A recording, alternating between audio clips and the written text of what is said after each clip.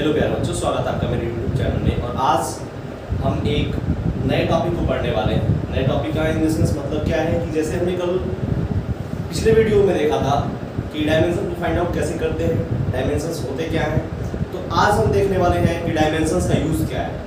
यानी कि हर चीज़ जो भी फिजिक्स में पढ़ते हैं उनका कुछ ना कुछ यूज़ होता है हमारे नॉर्मल लाइफ में, हमारे नॉर्मल फिजिक्स में। तो ऐसे ही हमारे पास एक टॉपिक था लास्ट लेक्चर में जिसका नाम था डायमेंशन। तो डायमेंशन के ऊपर आज बात करेंगे और देखेंगे कि इसका यूज़ क्या है। तो सबसे पहले हम हेडिंग लगा देते हैं, और हेडिंग लगाएंगे क्या चीज़ आपका एप्लीकेशन ऑफ डायमेंशन, क्या यूज ऑफ डायमेंशन, या फिर क्या लिखेंगे हम एप्लीकेशन ऑफ डायमेंशन। लिख लिया।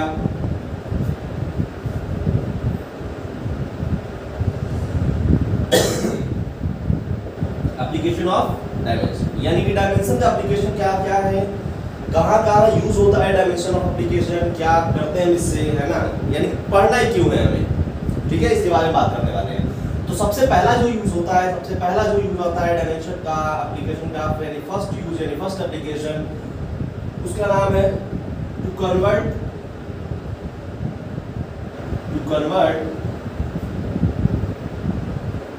अ physical quantity, convert a physical quantity from one unit to another, from one unit to another। इस कहने का मतलब समझिए कि इसे यूज हम कहाँ पे करेंगे, क्या कन्वर्ट करेंगे, किसी फिजिकल क्वांटिटी को कन्वर्ट करना है अगर आपने, यानी एक सिस्टम से दूसरे सिस्टम में, यानी एमके से सीजीएस में, सीजीएस से एफपीएस में।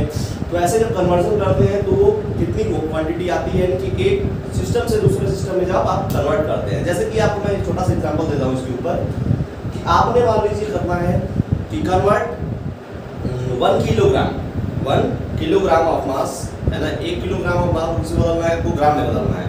तो आप तो अभी रैंडम बता लेंगे क्या 1000 ग्राम होगा, बट कैसे पता चला, क्योंकि आप इसे बहुत पहले से पढ़ते आ रहे हैं, पहले से यूज करते आ रहे हैं। तो हमें पता है नॉर्मल लाइफ में कि हम कभी कोई चीज लेने जाते हैं तो 1 किलो बोलते हैं, इसका मतलब क्या होता है 1000 ग्राम होता है ना। लेकिन क्या ऐसी बहुत सारी चीजें हैं जो हमें नहीं पता होती हैं, जैसे जूल को हम किस में बदलते हैं, अर्न में बदलते हैं, न्यूटन को डाइन में बदलते हैं, है ना, डेंसिटी के एक टर्म से दूसरे टर्म में बदलते हैं। तो बहुत सारी चीजें इसमें हम नहीं जानते हैं, तो उसको आसानी। ठीक है, तो to convert a physical quantity from one unit to another. Second point है हमारे पास टू चेक द करेक्टनेस, है ना, इसको लिखते रहे आप, to check the correctness of a physical equation. यानी कहने का मतलब क्या है कि हम चेक करेंगे इसमें, किसको चेक करेंगे, कौन सा फिजिकल इक्वेशन सही है, कौन सा फिजिकल इक्वेशन गलत है। यानी फिजिक्स में जो यूज होने वाले इक्वेशंस होते हैं उनको फिजिकल इक्वेशन बोलते हैं। अब हम चेक करेंगे डायमेंशन की सहायता से कि कौन सा इक्वेशन आपका करेक्ट है ना, सही है, और कौन सा नहीं सही है। और इसको प्रिंसिपल ऑफ होमोजेनिटी बोलते हैं। मैं आपको बता देना चाहता हूँ, to check the correctness of the physical equation, इसको प्रिंसिपल ऑफ होमोजेनिटी भी बोलते हैं, है ना, प्रिंसिपल ऑफ होमोजेनिटी। ठीक है, तो दोनों बातें सेम है, प्रिंसिपल ऑफ होमोजेनिटी बोलिए या फिर to check the correctness of physical equation बोलिए। अब देखिए तीसरा पॉइंट आता है और लास्ट पॉइंट हमारे पास है, third point and last point, to derive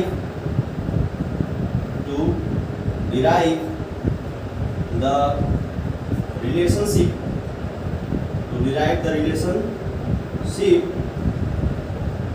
among the physical quantity, यानी कि to derive the relation among the physical quantity. जैसे कि हमें फार्मूला बनाना हो तो फार्मूला बनाना होगा, यानी कि मान लीजिए आपको बोला गया है ना, अभी मैं थोड़ा सिंपल बता रहा हूँ, अभी इसको डेप्थ में लेकर चलूंगा तो बहुत अच्छे से क्लियर करूंगा, हर चीज का एप्लीकेशन बताऊंगा अच्छे तरीके से। तो to derive the relationship among the physical quantity, यानी फिजिकल क्वांटिटी के दो फिजिकल क्वांटिटी के बीच में रिलेशन क्या आता है। जैसे अगर मैं पूछूं कि फोर्स जो है डिपेंड कर रहा है किस पे, directly dependent on mass and as well as acceleration, किस पे डिपेंड कर रहा है, मास और एक्सेलरेशन पे। तो इसका फार्मूला क्या बनेगा, तो इसके बहुत सारे फार्मूले बन सकते हैं। हो सकता है a + b बन जाए, यानी m + a बन जाए, हाँ, हो सकता है पहला m + a बना दें आप, हो सकता है m - a बना दें आप, हो सकता है m × a बना दें आप, हो सकता है m - a बना अपॉन ए बना दें आप, है ना। तो बहुत सारी चीजें आप कर सकते हैं ना। तो इसमें से कौन सा चीज सही होगा, कौन सा चीज गलत होगा, क्या रिलेशन बनता है, इसे यानी फॉर्मुलाइज करना, फॉर्मूले को बनाना सीखेंगे, ठीक है। तो इसको नोट डाउन करें आप, उसके बाद हम आगे चलते हैं एक टॉपिक को लेकर के, to convert the physical quantity from one unit to another, ठीक है। इसको रेस करता हूं मैं आप, चलिए। तो ऊपर वाले चीज टॉपिक को लेकर चलना है हमें लास्ट तक, तो चलते हैं। टॉपिक डाल लीजिए आप, है ना। अब हम इस चीज को पढ़ने जा रहे हैं, कौन सा चीज है, टू कन्वर्ट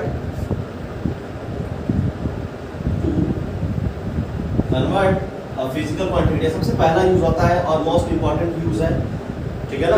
तो सबसे पहले हम मान लेते हैं लेट अस क्वांटिटी, लेट्स और फिजिकल क्वांटिटी भी, फिजिकल क्वांटिटी बी ए। हम मान लेते हैं कोई फिजिकल क्वांटिटी ए है, ठीक है ना। तो ए को दो तरीके से लिखेंगे ना, कोई फिजिकल क्वांटिटी ए होती है तो उसमें दो चीजों का यूज करते हैं हम, एक तो वैल्यू का, दूसरी उसके यूनिट का। तो हम मान लेते हैं n1 जो है इसकी वैल्यू है और दूसरा u1 क्या है, उसकी यूनिट है फर्स्ट सिस्टम में, यानी a बराबर क्या है, n1 और u1। अब दूसरे सिस्टम में देखा गया कि वही a बराबर क्या होता है, n2 इंटू u2। मैं बहुत एक साधारण सा एग्जांपल दे देता हूँ आपको कि जैसे a मान लीजिए क्या है, मास है, ये क्या मान लिया आप, मास है। तो मान लीजिए मास को 1 किलोग्राम लिखना है तो मैं क्या लिखूंगा, 1 kg, है ना। अब दूसरे सिस्टम में लिखना हो तो क्या लिखूंगा मैं इसको, 1000 ग्राम, या फिर बोल सकते हैं 10 की पावर 3 ग्राम लिखेंगे ना। तो अब यहाँ पे कंपेयर करते थे, n1 की वैल्यू क्या आई, यहाँ पे अगर कंपेयर करें फर्स्ट से तो n1 की वैल्यू क्या आई, n1 इक्वल टू 1 आया और u1 इक्वल टू क्या आया, u1 इक्वल टू kg आया। आई बात समझ में, बोलिए। चलिए, तो n1 1 आया और u1 कितना आया, kg आया। अगर n2 की वैल्यू को प्राप्त करें हम यहाँ से, तो n2 की वैल्यू क्या दिखती है हमें, 10 टू द पावर 3, क्या दिखता है, 10 टू द पावर 3, और u2 की वैल्यू क्या दिखती है हमें, हमारे पास ग्राम, ठीक है। तो हमारी दोनों बातें तो सेम है, अगर 1 kg बोले तो भी सेम है, अगर हम 1000 ग्राम बोले तो भी बातें तो सेम है ना, दोनों बातें क्या है, सेम है। चलो, तो मैं यहाँ पे लिख सकता हूँ कि a equal to n1 u1 equal to n2। क्या ये मेरी बात सही है, हाँ जरूर सही है, क्योंकि ये इसलिए सही है क्योंकि 1 किलोग्राम लिखो आप, और या फिर 10 टू द पावर 3 ग्राम लिखो, सॉरी 1 kg ग्राम लिखो और आप 10 टू द पावर 3 ग्राम लिखो, तो दोनों बातें, दोनों की मीनिंग क्या है, सेम है। आई बात समझ में। तो अगर ये बात समझ में आ रही हो तो हम आगे चल के और इसको डिराइव करेंगे, ठीक है ना। तो हम मान लेते हैं फिजिकल क्वांटिटी क्या है, यही रहने देते हैं, है ना। इसको बस समझाने के लिए मैंने बताया, इसको रेस करता हूं मैं। चलो भाई, इसको रेस कर दिया हमने। अब हम लेते हैं कि ये कोई फिजिकल क्वांटिटी है जिसका नाम है a, ठीक है। और ये दो तरीकों से मेजर किया जाता है ना। किससे, एक तो n1 u1 से और दूसरा n2 u2 से। बहुत सारे सिस्टम बने होते हैं, लेकिन हम दो सिस्टम को लेते हैं, एक तो आप मान लें mks और दूसरा क्या मान लें, cgs। आई बात समझ में आपको, अगर एक मान लें mks और दूसरा मान लें cgs, दोनों तो बराबर होंगे। आई बात समझ में। चलो, अगर हम ले लेते हैं कि लेट कर देते हैं अगर हम कि a1 बराबर n1 u1 है और a2 बराबर n2 u2 है। a1 बराबर n1 u1 है और a2 बराबर n2 u2 है। ये हमने लेट कर दिया, और इसके डायमेंशन को भी आप लेकर ले लें कि इसका डायमेंशन मान लेते हैं, एक dimension of a, dimension of a will be m1, let m power a, l power b and t power c, ठीक है। अगर छोटा दिख रहा हो आपको तो मैं थोड़ा सा बड़ा लिख देता हूँ इधर कि m, कैपिटल M यानी कि एक मास होगा, mass power a, length power b and time power c। ये आपको लेट कर देना है। लेट करने का मतलब क्या है कि हर चीज में आपको दिया रहेगा, जैसे अगर मास हो तो मास का m हो जाएगा, ठीक है ना। तो चलिए आगे हम चलते हैं। अब इतना अगर आपको समझ में आ गया, नोट डाउन कर लिया, है ना, लिखते रहें। अगर हम a1 लें तो क्या हो जाएगा, n1 into U1, N1 into U1, ठीक है। तो हम ले लेते हैं यहाँ पे इसका जो डायमेंशन है U1 का, है ना, यूनिट होगा डायमेंशन तो होगा यूनिट का, हर फिजिकल यूनिट का डायमेंशन होता ही होता है, ठीक है। इसका डायमेंशन हम मान लेते हैं, है ना, let the dimension of U1, let the dimension of U1 क्या मानेंगे हम, तो U1 की डायमेंशन मान लेते हैं M1 पावर A, है ना, L1 power B, T1 power C, ठीक है।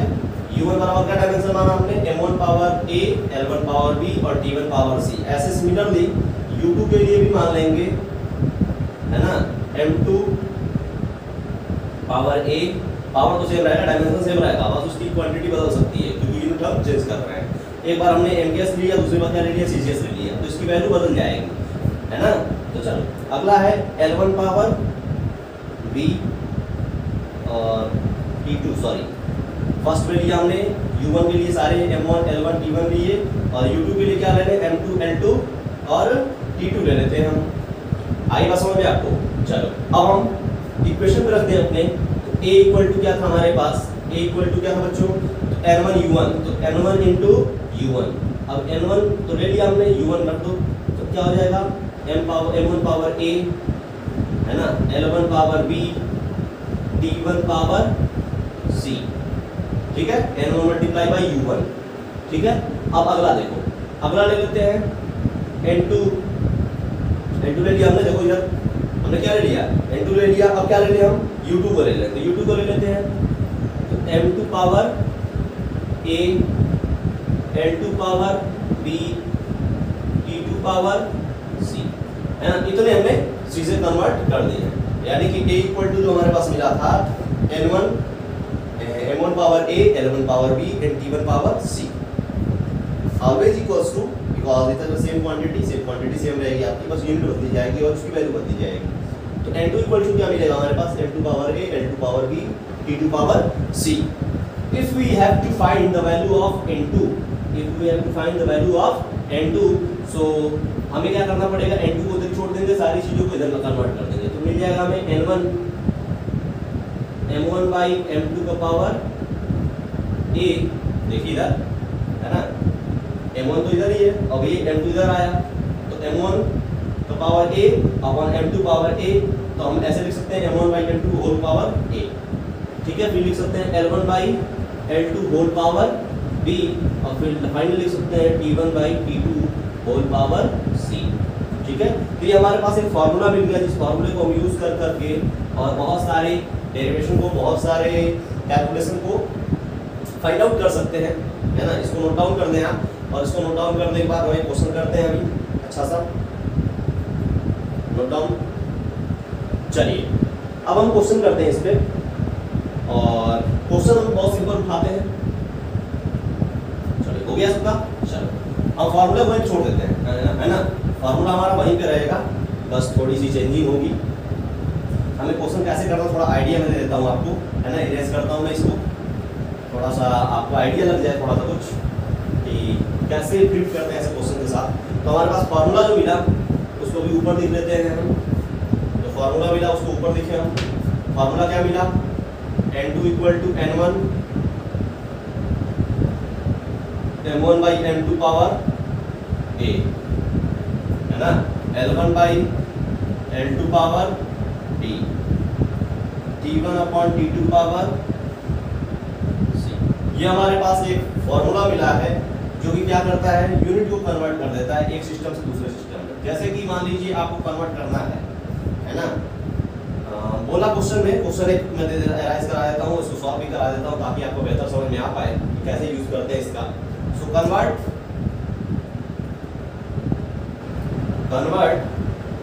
1 किलोग्राम इंटू CGS, है ना, या फिर कन्वर्ट 1 किलोग्राम इंटू ग्राम्स।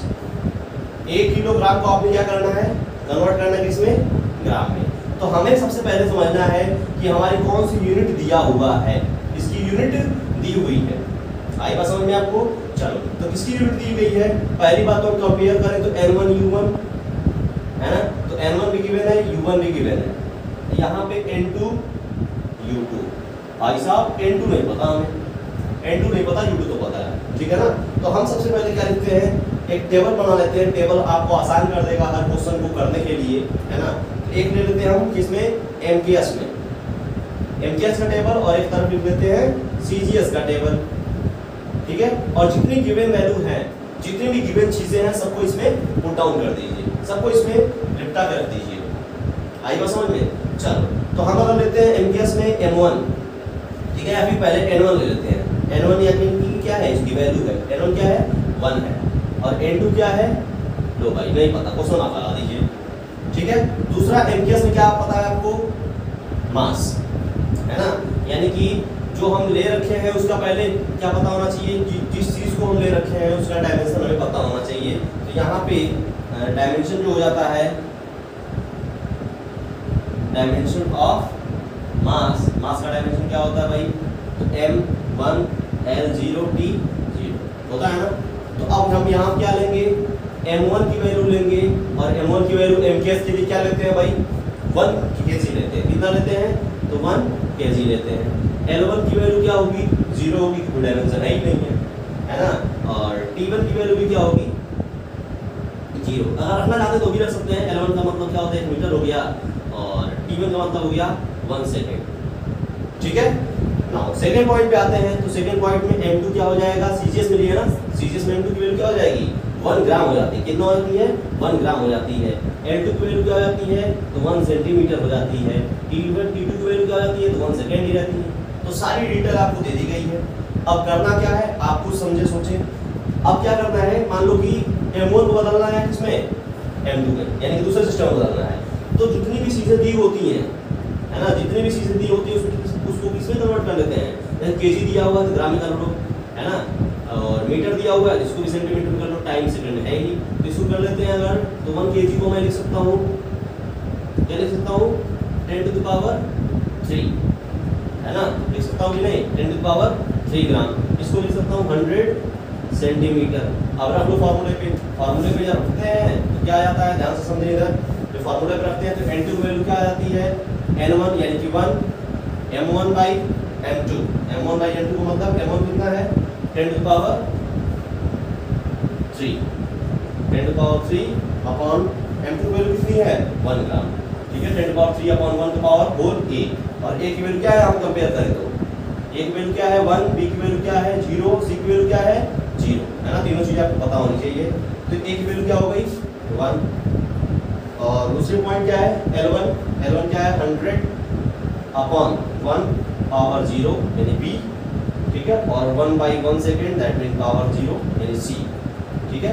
यानी हमारे पास N2 की वैल्यू जो आई है ना, N2 की वैल्यू कितनी आई 10⁻3, है ना, और इधर सारा काम किसी पावर 0 तो 1, इसका पावर 0 तो भी, है ना, मल्टीप्लाई बाई 1, तो N2 की वैल्यू कितनी आई 10⁻3। अब 10⁻3 कहाँ पे रखेंगे हम, N2 की जगह पे। N2 जो क्या रखेंगे, N2 यही था जो खाली था हमारा स्पेस, वहाँ क्या रखेंगे 10⁻3। तो यहाँ पे लिख भी सकते हैं हम कि 1 kg इक्वल्स टू 10⁻3 ग्राम, यानी कि N1 क्या था आपका 1 था, U1 क्या था आपका kg था, है ना, और N2 क्या था आपका 10⁻3 हो गया, और U2 क्या हो गया ग्राम, ठीक है। ये ऐसे आप कन्वर्ट कर सकते हैं। एक मैं और करके दिखाता हूँ, नोट डाउन।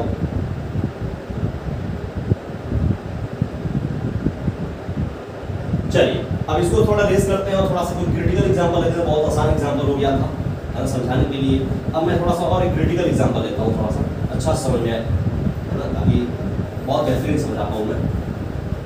चलो भाई, बहुत अच्छा, बहुत सुंदर।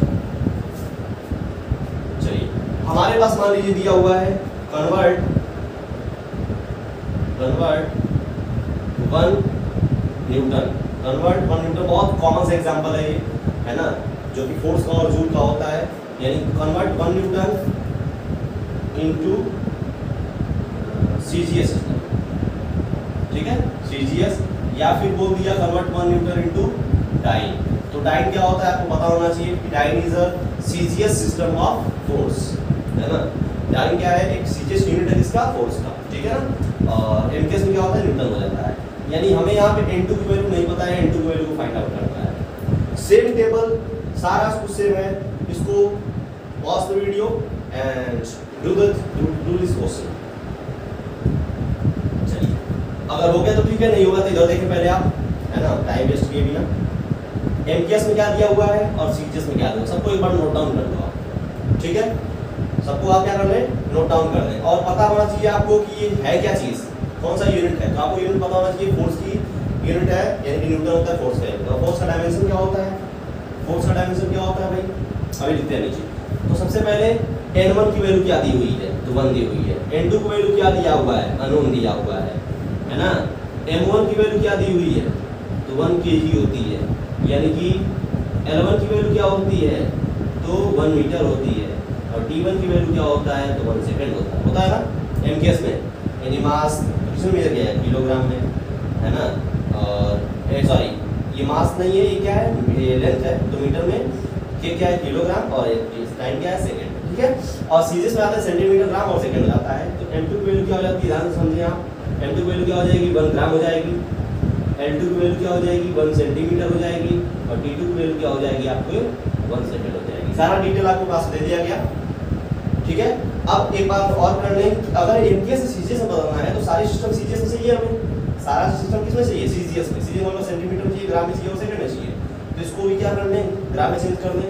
तो क्या लिख लें हम, क्या लिख लें, तो 10 की पावर 3 ग्राम। इसको भी क्या कर लें, 100 सेंटीमीटर कर लें आप, है ना, थोड़ा बेहतर दिखेगा।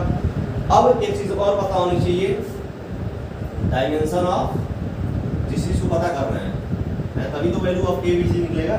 तो डायमेंशन ऑफ फोर्स, फोर्स का डायमेंशन क्या होता है बच्चों, तो m/(-2), है ना। यानी यहाँ से अगर वैल्यू निकालें ए की तो हो जाएगी 1, अगर वैल्यू निकालें बी की तो हो जाएगी 1, और वैल्यू निकालें अगर सी की तो हो जाएगी -2, होगी ना, है ना। 3 वैल्यूज मिल जाएंगी, a = 1, b = 1 एंड c = -2, ठीक है। अब यहाँ पे क्या करें हम, डायमेंशन ऑफ फोर्स निकल गया, फार्मूले पे रखते हैं हम, जो फार्मूला हमारे पास था। फार्मूला क्या यही था, n2 की वैल्यू निकालनी थी, n2 की वैल्यू निकालनी भी है यहाँ पे भी। तो n2 की वैल्यू निकालनी हो हमें, तो n2 बराबर क्या लिख ले, n1 की वैल्यू क्या है, 1 है, n1 की वैल्यू क्या है, 1 है। m1/n2 यानी कि 10⁻³ 10⁻³ पावर a ना, पावर क्या होगा, m1/n2 power a, power a का मतलब क्या है, 1 हो गया। L1/L2 what is mean, L1/L2, L1 कितना है, 100/1, तो 100/1, और पावर क्या हो जाएगा बच्चों, b मतलब 1, ठीक है। चलो अब T1/T2 का मतलब क्या है, टाइम भी एमकेएस में भी 1 था और सीरीज में भी 1 सेकंड ही है, दोनों में सेम होता है, पावर हो जाएगा -2, ठीक है। अब इसकी तो कहानी खत्म हो गई, 1/1 तो मतलब 1, और 1 का पावर कुछ भी रहे कोई मतलब नहीं, कोई बड़ा फर्क नहीं पड़ता इसके ऊपर, ठीक है। तो हमारी डायरेक्ट वैल्यू क्या मिलती है, 1 × 10⁻³ × 10⁻² दिस वैल्यू इज 1, ठीक है। तो हमारे पास यहाँ क्या जाता है, 10⁵, यानी कि n2 की वैल्यू, तो हम लिख सकते हैं यहाँ पे कि 1 न्यूटन = 10⁵ डाइन। आई ना बात समझ में, तो ये सबसे बेस्ट एग्जांपल्स थे, है ना। न्यूटन का जो ये फोर्स का कन्वर्जन होता है न्यूटन से इसमें डाइन में, वो सबसे बेस्ट माना जाता है। एक क्वेश्चन में और आपको दिखाता हूँ, है ना, वो आप खुद करके बताएंगे, इसको राइट कर ले। चलिए आगे चलते हैं, है ना। ये क्वेश्चन आप लिख लें और इस टॉपिक को कमेंट करें, पहला एप्लीकेशन खत्म कर दें, है ना। ये क्वेश्चन लिखे आप, जल्दी इसको राइट डाउन करें और फटाक से क्वेश्चन लिखें। वो क्वेश्चन क्या है,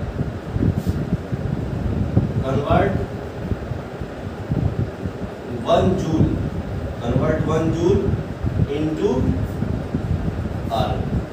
क्या करना है आपने, यहाँ पे भी n2 की वैल्यू को फाइंड आउट करना है, ठीक है ना। 1 जूल को किसमें कन्वर्ट करना है, अर्ग में।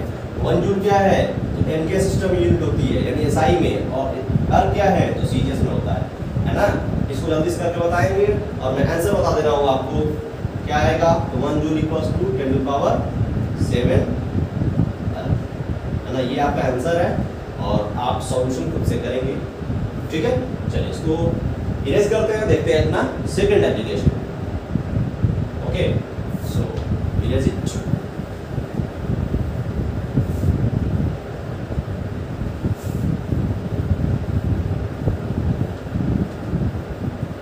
चलो देखते हैं अपना सेकंड एप्लीकेशन। और सेकंड एप्लीकेशन में क्या था, to check the correctness of a physical equation. Second equation में क्या था भाई, second application to check the correctness of a physical equation, है ना। यानी क्या करना है इसमें, आपको क्या करना है, तो सबसे बड़ा इंपॉर्टेंट टर्म ये है करेक्टनेस। करेक्टनेस का मतलब क्या है, कोई फिजिकल इक्वेशन दिया हो, है ना, वो करेक्ट तभी होता है जब फिजिकल इक्वेशन में दी हुई हर टर्म्स की डायमेंशन क्या हो, सेम हो। Principal of homogeneity states that, लिख लें आप, इसकी डेफिनेशन लिख लें, है ना। इसको क्या बोलते हैं हम, प्रिंसिपल ऑफ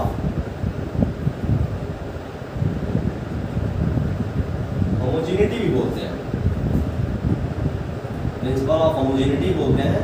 और प्रिंसिपल ऑफ होमोजेनिटी क्या बताता है कि कोई भी फिजिकल इक्वेशन दिया होगा, है ना, वो तभी करेक्ट होगा जब उसके हर एक टर्म्स के डायमेंशन क्या होंगे, सेम होंगे। जैसे कि प्रिंसिपल ऑफ होमोजेनिटी क्या बताता है कि मान लीजिए कोई सा भी इक्वेशन दिया हो, कोई सा भी इक्वेशन बोल रहे हैं हम, जैसे कि हम equation of motion, second equation of motion मान लेते हैं, s equal to u t plus half a t square. ठीक है बच्चों, ये क्या हो गया, s equal to u t plus half a t square हो गया। अब प्रिंसिपल ऑफ होमोजेनिटी क्या बताता है, ये इक्वेशन जो है ना, ये जो इक्वेशन दिया गया है s equal to u t plus half a t square, ये तभी सही होगा जब इसमें जितने भी टर्म्स यूज हुए हैं, जितने भी टर्म्स यूज हुए हैं उन सारे टर्म्स का डायमेंशन क्या हो, सेम हो। टर्म्स का मतलब ऐसा नहीं एक आधा वो टी का अलग, है ना, ऐसा नहीं। इस टर्म्स का मतलब है, टर्म्स में क्या क्या है, जो कि basic operation plus and minus से सेपरेटेड है। टर्म्स किसको मानेंगे हम, जो बेसिक ऑपरेशन प्लस माइनस या फिर इक्वालिटी से सेपरेटेड है, उनको क्या बोलते हैं, टर्म्स बोलते हैं। आई बस समझ में, तो टर्म्स लिख लीजिए, which are separated by minus plus और equality और inequality, है ना। तो तभी ये क्या होगा, तभी क्या मिलेगा आपको, इक्वेशन मिल पाएगा और तभी टर्म का पता लगेगा। यानी यहाँ पे टर्म्स क्या क्या है, तो यहाँ पे टर्म क्या है, सबसे पहला टर्म s है इस साइड में, दूसरा टर्म क्या है, तो सेकंड टर्म आपका क्या है, ut है, और तीसरा टर्म क्या है, तो हाफ ए टी स्क्वायर। आई बात समझ में, हाफ ए टी स्क्वायर है। तो principle of homogeneity states that if any physical equation is given there then it will be dimensionally correct. It will be correct if it will be dimensionally correct. ये तभी कर सही होगा जब ये dimensionally सही हो, है ना। यानी हर टर्म्स के डायमेंशन क्या हो, सही हो, यानी कि बराबर निकले, इक्वल निकले, बराबर निकले, इक्वल निकले। ठीक है, यानी s का जो डायमेंशन होगा वो क्या हो जाएगा, इक्वल हो जाएगा इसके यूटी के डायमेंशन के, और वो इक्वल हो जाएगा हाफ ए टी स्क्वायर के डायमेंशन के। ठीक है, तभी ये इक्वेशन आपका सही माना जाएगा। चलो इसको चेकआउट करते हैं कि इक्वेशन सही है या फिर गलत है। ठीक है ना, इसको चेकआउट करना जरूरी है। चलो चेकआउट करते हैं फटाक से। कैसे चेक करेंगे, तो dimension of s equal should be equal to dimension of ut should be equal to dimension of half a t square, है ना। तीनों का डायमेंशन क्या मिलना चाहिए भाई, हमें तो सेम मिलना चाहिए। तो डायमेंशन ऑफ s क्या हो जाएगा, s क्या है भाई, डिस्टेंस है ना आपकी, तो डिस्टेंस क्या हो जाएगा, क्या हो जाएगा, l हो जाता है भाई, इक्वल हो जाएगा डायमेंशन ऑफ ut। तो ut का क्या होता है, अलग अलग होता है, u का अलग होगा, t का अलग होगा, मल्टीप्लाई कर देंगे तो u का क्या होगा, तो l बाई t होता है ना, मीटर पर सेकंड होता है ना इसका। ठीक है, तो u का क्या हो जाएगा, l by t, into time का क्या हो जाएगा, t। ठीक है, and should be equal to 1/2 का डायमेंशन रेशियो होगा, कांस्टेंट है एक प्रकार का। ठीक है, एंड a t स्क्वायर का मतलब क्या है, a का पहले लिख ले फिर t स्क्वायर कर लेंगे। तो a का क्या हो जाएगा, l upon t square, meter पर सेकंड स्क्वायर होता है ना, मीटर पर सेकंड स्क्वायर, तो l बाई टी स्क्वायर, और मल्टीप्लाई कर देंगे किससे, टाइम के स्क्वायर से, यानी टी स्क्वायर। अगर यहाँ पे देखें हम, तो इधर l आया, लेकिन इधर l by t into t आया, t to t cancel out, यहाँ पे टी स्क्वायर कैंसिल आउट, यानी इसका भी l मिल गया, इसका भी एल मिल गया, इसका भी एल मिल गया, है ना। कहने की बात ये है कि ये तभी सही होगा जब तीनों टर्म्स का डायमेंशन क्या मिले, सेम मिले। आई बात समझ में? बोलिए। मैं 2 चार और दिखाता हूँ आपको एग्जांपल्स, है ना। इसको नोट डाउन कर लिया, चलिए डायमेंशन लिख लें। चलो भाई एक और है, और बोल सकते हैं F इक्वल्स टू क्या होता है, एम ए होता है ना। F इक्वल्स टू क्या होता है, एम ए होता है। तो ये फार्मूला तभी सही होगा जब dimension of force will be equal to dimension of m a. अब देखो दोनों इक्वल है कि नहीं, तो डायमेंशन ऑफ फोर्स क्या होता है, एम एल टी की पावर माइनस 2 होता है, इक्वल होगा किसके, एम ए के। तो मास एम क्या है, मास है, तो मास का हो जाएगा एम, और एक्सीलरेशन क्या है, एल टी की पावर माइनस 2, तो क्या हो जाएगा, m l t power minus 2, m l t power minus 2। तो सही है, तो यहाँ पे लिख देंगे this equation is, this given equation is correct. Equation क्या है, करेक्ट है। या फिर किसी बुक्स में दिया होता है डायमेंशनली करेक्ट, क्या है, dimensionally correct, this equation is dimensionally correct. आई बात समझ में? वैसे बहुत सारी चीजें होती है, जैसे आपको मैं देता हूँ काइनेटिक एनर्जी का 2-3 लिखने हैं, पहला, दूसरा और तीसरा देता हूँ, 3 दे देता हूँ, चेक करके बताएंगे। तो सबसे पहला है आपका कि change in energy, change in energy, change in kinetic energy will be equals to 1/2 mv square minus 1/2 mu square. ठीक है, आई बात समझ में ना। दूसरा पॉइंट है हमारे पास time period of the pendulum t equals to 2 pi root में l बाई जी। t क्या है, टाइम है, 2 पाई क्या पता है, कांस्टेंट है, और रूट के अंदर क्या है, l जो है लेंथ है, और g क्या है, एक्सेलरेशन ड्यू टू ग्रेविटी, यानी क्या है, ये एक्सेलरेशन है। थर्ड पॉइंट मैं आपको दे देता हूँ, एक बहुत अच्छा सा पॉइंट है जिसका नाम है v square equals to u square plus 2a 2ms। ठीक है, तो आपको देख के ही लग रहा है गलत है, बट आप ऐसे नहीं बताएंगे गलत है। आपको क्या करना होगा, सबसे पहले दोनों का सबका डायमेंशन फाइंड आउट करना होगा, बताना होगा ये सही है या फिर गलत है ना। तो तीनों को करके आप बताएंगे, ये भी टॉपिक को एंड करते हैं, दूसरा एप्लीकेशन हमारा खत्म होता हुआ। क्या है दूसरा एप्लीकेशन, कहने का मतलब कि any physical equation will be correct if they will be dimensionally correct. कोई फिजिकल इक्वेशन करेक्ट तभी होगा जब वो क्या होगा, डायमेंशनली करेक्ट होगा। और डायमेंशनली करेक्ट का मतलब उसके हर टर्म्स का डायमेंशन क्या होना चाहिए, सेम होना चाहिए, इक्वल होना चाहिए। ठीक है, आई बात समझ में? इसको नोट डाउन करते हैं, आप लिख लें। थर्ड पे चलते हैं हमारे पास।